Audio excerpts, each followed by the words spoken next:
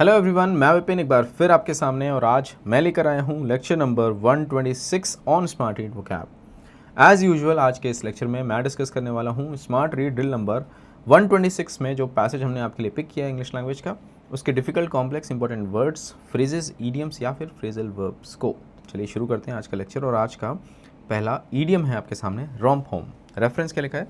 Donald Trump romped home to the White House in what appears to be a landslide. अब यहाँ पे जो word लिखा है लैंडस्लाइड, जनरली यूज़ होता है विक्ट्रीज़ जब बहुत बड़े लेवल पे किसी को मिलती हैं, तब हम बोलते हैं लैंडस्लाइड विक्ट्री, जिसको हम बोलते हैं वन साइडेड विक्ट्री। ठीक है, कोई टूर्नामेंट हो, कोई इलेक्शन हो रहे हो या कोई रेस हो रही हो, किसी भी तरीके का जो कंपटीशन हो, उसमें अगर जीत एक पार्टी को या एक साइड को बहुत बड़े लेवल पे मिले, बहुत बड़े मार्जिन से मिले, तो उसको लैंडस्लाइड विक्ट्री या वन साइडेड विक्ट्री बोलते हैं। और उसी को अगर आपको ईडियोमैटिक एक्सप्रेशन में बोलना है तो आप बोल सकते हैं रॉम्प होम। ठीक है, मीनिंग क्या लिखा है? टू विन अ रेस और competition with ease, absolute ease, यानी बहुत आसानी से कोई रेस या कॉम्पिटिशन जीत लेना, रॉम्प होम। ठीक, एग्जाम्पल्स पढ़ते हैं। इलेक्शंस के कॉन्टेक्स्ट में लिखा है the popular political party was expected to romp home in the state assembly elections given its widespread support and successful campaign strategies। कोई पार्टी है, पॉलिटिकल पार्टी, एक्सपेक्टेड है कि वो आसानी से स्टेट असेंबली इलेक्शन जीत जाएगी क्योंकि उसके पास अच्छा खासा सपोर्ट है लोगों का और उसकी जो कैंपेन स्ट्रेटजीज़ हैं वो सक्सेसफुल रही हैं, तो वो आसानी से जीत जाएगी। With Virat Kohli scoring a century and the bowlers performing exceptionally well, India was set to romp home in the final match against Australia. Virat Kohli ने सेंचुरी मारी और बॉलर्स ने बहुत बेहतरीन परफॉर्मेंस दी, तो इंडिया बहुत आसानी से मैच जीतने वाली थी ऑस्ट्रेलिया के अगेंस्ट। ठीक, सो ये दोनों एग्जाम्पल्स आपको समझ में आया हो। चार और एग्जाम्पल्स डिस्कस करते हैं। After the gruelling campaign the candidate manage to romp home with a significant lead. एक तगड़े कैंपेन के बाद, पॉलिटिकल कैंपेन किया एक कैंडिडेट ने, उसके बाद वो आसानी से एक सिग्निफिकेंट लीड लेके आगे की तरफ बढ़ रहे हैं, जीत की तरफ बढ़ रहे हैं। Just a bit guys, yes, so ये सेंटेंस सही है। The little boy was excited to romp home, a fun day at the park doesn't make any sense. Despite early challenges the athlete manage to romp home to a gold medal finish. शुरुआत में challenges हुए पर जो athlete थे बाद में वो आसानी से गोल्ड मेडल जीत पाए। बिल्कुल सही है। The race horse was expected to romp home given its past performances. अगर हम पास्ट परफॉर्मेंसेस देखें उस घोड़े की, तो एक्सपेक्टेड है कि वो इस रेस में आसानी से जीत जाएगा। ठीक है, ये भी सही है। आई होप आपको क्लैरिटी आई हो रॉम्प होम को लेके। सिनोनिम्स की बात करें तो ट्रायम्फ यानी जीतना बहुत अच्छे से, विन इजीली बहुत आसानी से जीतना, विन हैंड्स डाउन ये भी एक इडियोमेटिक एक्सप्रेशन है, बिल्कुल सिमिलर मीनिंग है, सेम मीनिंग है। एंटोनिम्स की बात करें तो स्ट्रगल, फॉल्टर, लड़खड़ाना, लूज, हारना, सारे एंटोनिम्स के तौर पे कंसीडर किए जाएंगे।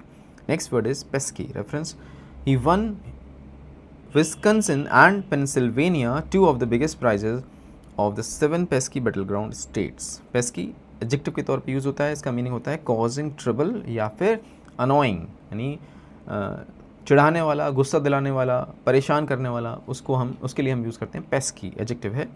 और अगर हम इसको और समझें, अब ये देखिए इमेज, इसमें ये व्यक्ति परेशान है मक्खी से। मक्खियाँ जो होती हैं, घरेलू मक्खियाँ, फ्लाइज, वो बेसिकली पेस्की होती हैं। आप खाना खा रहे हैं, वो आके घूम घूम के आपकी खाने की थाली पे बैठने की पूरी कोशिश कर रही है, आपने हटाने की कोशिश की, फिर से वो आ गई। सो पेस्की, कुछ नेबर्स पेस्की होते हैं, उनके बच्चे पेस्की होते हैं। आप पढ़ रहे हैं, आप रिक्वेस्ट कर रहे हैं भैया शोर मत मचाओ, फिर भी वो कंटिन्यूसली शोर मचा रहे हैं, म्यूज़िक बजा रहे हैं। So pesky neighbours, pesky flies, in context में आप यूज़ कर सकते हैं। आप मुझे बताएंगे कि आपके कॉन्टेक्स्ट में क्या है पेस्की। ठीक है, कमेंट करके बताइएगा। चार और एग्जांपल्स इनको पढ़ते हैं। She couldn't finish her work due to the pesky interruptions throughout the day. वो अपना काम ख़त्म नहीं कर पाई क्योंकि लगातार गुस्सा दिलाने वाले इंटरप्शंस होते रहे। कभी मम्मी ने बोल दिया ये काम कर दो, कभी पापा ने बोल दिया बेटा मेरे लिए ये ले आओ बना के खाना, कभी भाई ने आके बोल दिया मेरे को बैठना है इस सीट पे जहाँ तुम बैठी हो। तो ये जो इंटरप्शंस हैं ये क्या है? पेस्की इंटरप्शंस, बिल्कुल सही है। The pesky insects kept buzzing around the campers making it impossible to sleep. Campers हैं, हाइकिंग कर रहे हैं, कैंप लगा के सोने की कोशिश कर रहे हैं, पर जो इंसेक्ट्स हैं, कीड़े हैं, उनकी जो बजिंग है, यानी जो झिंगुर की साउंड होती है, इस तरीके की जो इंसेक्ट्स होते हैं, उनकी जो साउंड है उससे वो सो नहीं पा रहे हैं, इम्पॉसिबल टू स्लीप हो गया उनके लिए। बिल्कुल सही है। The pesky noise from the construction site was a constant source of irritation for the residents. घर हैं वहाँ पे, लोग रह रहे हैं, उसके पास ही कंस्ट्रक्शन साइट है, वहाँ से जो शोर आ रहा है वो एक तरीके से इरिटेशन का सोर्स बन गया है रेजिडेंट्स के लिए। ये भी बिल्कुल सही है। द पेस्की सनसेट, नो कोई सेंस नहीं बन रहा, इसको हम एलिमिनेट कर सकते हैं। सिनोनिम्स की बात करें तो अनोइंग, ट्रबलसम, वेक्सेशियस, वेक्स यानी किसी को परेशान करना, वहीं से एडजेक्टिव बन गई वेक्सेशियस। और एंटोनिम्स की बात करें तो डिलाइटफुल, प्लेजेंट, एन्जॉयबल, ये सारे एंटोनिम्स के तौर पे कंसिडर किए जाएंगे। किसके? पेस्की के। एक और ईडियम आ गया हमारे सामने, neck and neck reference. It wasn't a neck and neck kind of election but a definite search for the candidate reviled and revered in equal measures. Reviled and revered ये होते हैं antonyms. Revile मतलब किसी को बहुत बुरी तरीके से क्रिटिसाइज़ करना, एब्यूसिव मैनर में, इंसल्टिंग मैनर में, और रिवेयर यानी बहुत ज़्यादा किसी की प्रशंसा करना या किसी के लिए डीप रेस्पेक्ट रखना, उसको रिवेयर बोलते हैं। आगे आई बिलीव अगर आए तो हम इसको डिस्कस करेंगे डिटेल में। अभी हम बात करें नेक एंड नेक की। क्या मीनिंग है नेक एंड नेक का? लेवल इन रेस और अदर कॉम्पिटिशन, यानी बराबरी पर होना। ठीक है, नेक एंड नेक यहीं से समझ में आ रहा है। अब ये देखिए, ये एक हॉर्स रेस हो रही है, इसमें अभी हमें 5 हॉर्सेस दिख रहे हैं, और ये जो 3 हॉर्सेस हैं ना, ये वाले 2 और ये वाला 1 ऑलमोस्ट सेम लेवल पे हैं। ये नेक एंड नेक फाइट हो रही है यहाँ पे दौड़ में। ठीक है, बराबरी पर बिल्कुल। 4 और एग्जाम्पल्स हैं, इनको पढ़ते हैं। The 2 runners were neck and neck for most of the race. 2 रनर्स बिल्कुल बराबरी पर दौड़ रहे थे। ठीक है, it was a neck and neck competition between the chess grandmasters. 2 grandmasters में चेस कॉम्पिटिशन हो रहा है, उसमें बराबरी पर बने हुए हैं, समझ में नहीं आ रहा कि कौन जीतेगा। The teachers saw the 2 friends walking neck and neck to the cafeteria. Doesn't make any sense. The 2 top performing students were neck and neck for the first place award. 2 students, खास करके टॉप परफॉर्मिंग स्टूडेंट्स, उनके बीच में fight बनी हुई है, बराबरी पर हैं वो दोनों फर्स्ट प्लेस के अवार्ड की तरफ के लिए बेसिकली, यानी समझ नहीं आ रहा कि कौन जीतेगा। ठीक है, सिनोनिम्स की बात करें तो इक्वल, निप एंड टक, ये भी एक ईडियम है, बिल्कुल सिमिलर मीनिंग है इसका। लेवल पैगिंग, ये भी एक फ्रेज़ है जिसका भी बिल्कुल सेम मीनिंग है, लेवल पैगिंग, बराबरी पर। एंटोनिम्स की बात करें तो वन साइडेड, एक तरफा, लैंडस्लाइड हमने अभी पढ़ा था रॉम्प होम के कॉन्टेक्स्ट में। उधर ये सिनोनिम्स थे, इधर ये एंटोनिम्स हैं। आई होप आपको क्लैरिटी आई हो नेक एंड नेक को लेके। हाँ, आ गया रिवाइल। यस, रेफरेंस सेम है। रिवाइल मैंने आपको बताया, किसी को क्रिटिसाइज़ करना इंसल्टिंग मैनर में, एब्यूसिव मैनर में। क्रिटिसाइज इन एन एब्यूसिव और एंग्रीली इंसल्टिंग मैनर, किसी को बुरी तरीके से फटकारना, एब्यूसिव मैनर में, इंसल्टिंग मैनर में, बेइज्जत करना, ह्यूमिलिएट करना, उसको हम बोलते हैं रिवाइल। अब यहाँ देखें आप इमेज, ये किसी ऑफिस या वर्क प्लेस की इमेज है जिसमें बॉस अपने जूनियर को बुरी तरीके से फटकार लगा रहे हैं, इंसल्टिंग मैनर में उससे बात कर रहे हैं, बेइज्जत कर रहे हैं, ह्यूमिलिएट कर रहे हैं। ठीक है, रिवाइल। 4 और एग्जाम्पल्स इनको पढ़ते हैं। The film director was reviled for releasing a movie with inappropriate content. कोई फिल्म डायरेक्टर हैं, उनको भर्त्सना मिल रही है, उनको बुरा भला लोग बोल रहे हैं। क्यों? क्योंकि उनकी जो मूवी थी, जो फिल्म थी, उसमें इनअप्रोप्रिएट कॉन्टेंट था। इनअप्रोप्रिएट कॉन्टेंट, अनुपयुक्त कॉन्टेंट। अभी एक यूट्यूबर हैं रणवीर अलाहाबादिया, आई बिलीव आपने सुना उनके बारे में। वो समय रैना एक यूट्यूबर हैं जो कॉमेडी शोज़ करते हैं। वहाँ पे पहुँच के उन्होंने कुछ ऐसा बोल दिया जो इनअप्रोप्रिएट था दर्शकों के लिए, ऑडियंस के लिए, और उस कारण से बहुत हो हल्ला हुआ, और आई बिलीव उनके ऊपर कोई केस भी हुआ। ठीक है, सो रिवाइल यानी ही वॉज रिवाइल्ड बाय एवरीवन, है ना। भर्त्सना मिली, कंडेमनेशन मिली, और सब ने उनको इंसल्ट किया। ऐसा उनको नहीं बोलना चाहिए था, जो भी था। सो बिल्कुल सही है sentence. The popular actor was reviled by his fans for his charming personality and outstanding performances. बिल्कुल ऑपोजिट बातें हैं, ये एलिमिनेट कर सकते हैं हम। He was reviled for breaking the communities long held traditions. उसको फटकार मिली, उसको ह्यूमिलेट किया गया, उसको क्रिटिसाइज़ किया गया क्योंकि उसने कम्युनिटी के लॉन्ग हेल्ड ट्रेडिशंस, पुराने रीति रिवाजों को ब्रेक किया। बिल्कुल सही है। The dictator was reviled by the international community for his oppressive policies. कोई डिक्टेटर है, तानाशाह, उसको रिवाइल किया गया इंटरनेशनल कम्युनिटी के द्वारा। बिल्कुल सही है। आई होप आपको समझ में आया हो मीनिंग एंड कॉन्टेक्स्ट। सिनोनिम्स की बात करें तो criticise, condemn, antonyms praise, honour, compliment, revere. हाँ, रिवेयर डीप एडमिरेशन रखना किसी के प्रति, बहुत डीप रेस्पेक्ट रखना। ठीक है, next word is esoteric. I believe हम किसी प्रीवियस लेक्चर में डिस्कस कर चुके हैं। रेफरेंस पढ़ते हैं। University campuses where esoteric and edgy subjects are debated. Okay, क्या मीनिंग है एसोटेरिक का? Intended for or likely to be understood by only a small number of people with specialised knowledge or interest, यानी कि कुछ खास लोगों के लिए ही या कुछ खास लोगों के द्वारा ही समझ में आने वाला, उसको हम एसोटेरिक बोलते हैं। एडजेक्टिव है ये। और जिन लोगों को ये समझ में आती है पर्टिकुलर चीज़, उनके पास स्पेशलाइज्ड नॉलेज होगी। अगर हम म्यूज़िक के कॉन्टेक्स्ट में बात करें तो जैसे क्लासिकल सिंगिंग की अगर बात करें या क्लासिकल म्यूज़िक की बात करें, तो जो प्ले कर रहा है म्यूज़िक या जो जज कर रहा है उसको, दोनों को बहुत डीप नॉलेज होगी दोनों के बारे में, है ना। तो वो एसोटेरिक है। हम जैसे आम लोगों को वो समझ में नहीं आने वाला, न्यूआंसेस हमें समझ में नहीं आने वाले।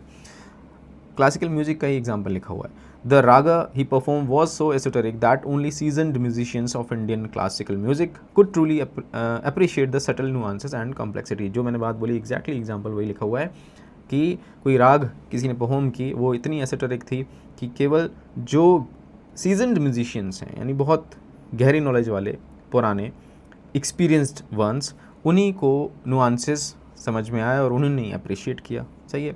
एंशियंट मैन्युस्क्रिप्ट्स के कॉन्टेक्स्ट में लिखा है the museum housed esoteric manuscripts written in a forgotten script that only a few linguist in India could decipher and study.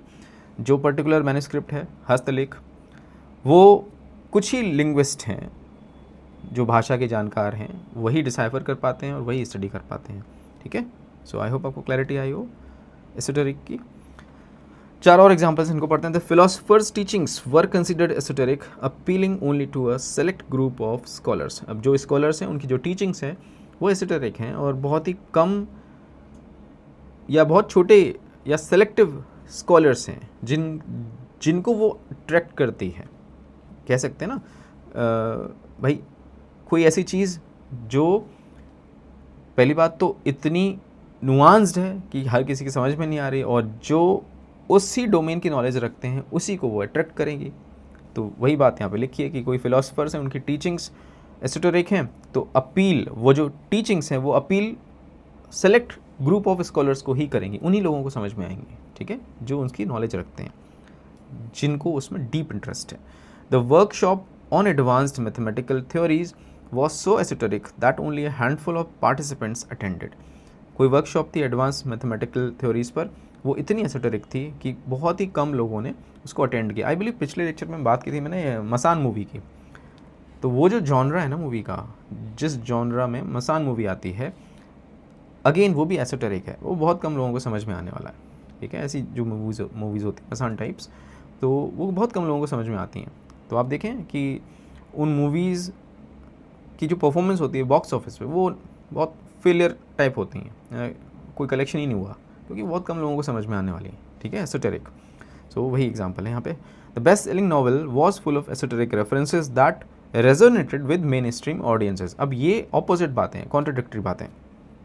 Best selling novel है, फुल ऑफ एसोटेरिक रेफरेंसेस भी लिखा हुआ है, और फिर लिखा है कि ये रेजोनेट किया मेन स्ट्रीम ऑडियंसेस, यानी सबको ही समझ में आ गया। मेन स्ट्रीम यानी मुख्य धारा, हर किसी को ही समझ में आ रहा है। तो ये बिल्कुल ऑपोजिट बातें हैं, ये गलत हो गया यहाँ पे। The artist work was so esoteric that only a niche group of art critics truly understood it. जो आर्टिस्ट का काम था, शायद उन्होंने कोई पोएम लिखी हो, कोई सॉन्ग लिखा हो, कुछ भी ऐसा, वो इतना एसोटेरिक था कि केवल एक छोटे से नीश ग्रुप, नीश छोटा सा, हाँ, ग्रुप, नीश, उन्हीं क्रिटिक्स को, आर्ट क्रिटिक्स को समझ में आया। ठीक है, सो ये भी बिल्कुल सही एग्जाम्पल है। ओ जस्ट अ बिट, यस, आगे बढ़ते हैं। सिनोनिम्स की बात करें तो एब्स्ट्रूज यानी जो आसानी समझ में ना आए, एक्सक्लूसिव कुछ खास, रेयरफाइड अगेन बहुत कम लोगों के लिए अगर वो मेंट करता है तो वो रेयरफाइड होता है। और एंटोनिम्स की बात करें तो सिंपल, सामान्य, फेमिलियर, बहुत सबके लिए वो आम बात है, फेमिलियर है सब उससे। मेन स्ट्रीम, मुख्य धारा, मैंने भी बताया आपको, सो वो सबके लिए है। एसोटेरिक का ऑपोजिट एंटोनिम। दैट्स इट बच्चा पार्टी। अब आपको क्या करना है, यू नो वेरी वेल। जो भी वर्ड्स और ईडियम्स हमने डिस्कस किए उस पर बनाने हैं आपको खुद के अपने सेंटेंसेस, और हर एक के सेंटेंसेस जो एक सिंगल सेंटेंसेस बने, उनके एक कॉम्बिनेशन को, पूरे कॉम्बिनेशन को एक सिंगल कमेंट के तौर पे ड्रॉप कर देना है इसी वीडियो लेक्चर के कमेंट सेक्शन में। अगर आप ऐसा करते हैं, मैं हमेशा बोलता हूँ सबसे ज़्यादा आप लर्न करते हैं। और ये जो चीज़ आप करने वाले हैं, यानी सेंटेंसेस लिखना, ये डिस्क्रिप्टिव राइटिंग का एक बेसिक एक्सरसाइज है। और डिस्क्रिप्टिव राइटिंग की जो वेटेज होने वाली है ना अपकमिंग एग्जाम्स में, वो आप देखेंगे। जो करते आ रहे हैं उनकी राइटिंग स्किल्स डेफिनेटली इम्प्रूव हो रही हैं। और अगर आपने अभी तक नहीं किया तो प्लीज़ इसको स्टार्ट कर दीजिए एज सुन एज़ पॉसिबल। ठीक है, और अगर आप, मैंने बोला हमेशा जनरली क्या होता है, आप जब कमेंट इसमें ड्रॉप करते हैं तो मुझे 24 आवर्स में एक तरीके से मेरे को जब भी टाइम मिलता है तो मैं सबको चेक करता हूँ और मैं रिस्पॉन्ड करता हूँ वहीं पे। अगर आपकी कुछ गलतियाँ होती हैं तो मैं वहीं पे आपको करेक्ट कर देता हूँ, ठीक है। सो आपकी लर्निंग यहाँ पे डेवलप होती है, इन्हांस होती है। दूसरा काम, पूरा लेक्चर आपने देखा, लेक्चर देखने के बाद आपको जाना है, आई एम सॉरी, पहले आपको क्या करना है, अगर आपने स्मार्ट रीड कोर्स परचेज़ किया है तो this is my user name on Telegram. जिन भी बच्चों ने कोर्स परचेज़ कर लिया और अभी तक हमारे टेलीग्राम ग्रुप से नहीं जुड़े हैं, प्राइवेट टेलीग्राम ग्रुप से, मेक श्योर आप जुड़ें। उसके लिए आपको सिंपली अपना पेमेंट का स्क्रीनशॉट मेरे साथ शेयर करना होगा, मैं शेयर करूँगा हमारे ग्रुप का लिंक आपके साथ। ग्रुप ज्वाइन करें, बिकॉज एक्चुअल डिस्कशन, मेंटरशिप सब कुछ वहीं पर हो रहा है। तीसरा काम, पूरा लेक्चर आपने देखा, लेक्चर देखने के बाद आपको जाना है स्मार्ट रीड कोर्स के डैशबोर्ड पे और अटैम्प्ट करनी है स्मार्ट रीड ड्रिल नंबर 126। और अटैम्प्ट करने के बाद आपको आपकी आरसी स्पीड वहाँ से, जो आपका एनालिसिस का पेज ओपन होता है, वहाँ से पिक करनी है और आपको आरसी लेवल पिक करना है क्या रहा इस पर्टिकुलर एक्सरसाइज में। दोनों के स्क्रीनशॉट्स लेके ड्रॉप कर देने हैं हमारे प्राइवेट टेलीग्राम ग्रुप में, so that I can check, I can assess, I can gauge your performance and then I will be able to help you accordingly. मैं विपिन आपसे मिलता हूँ एक नए लेक्चर में कुछ नए वर्ड्स के साथ। Take care, bye bye.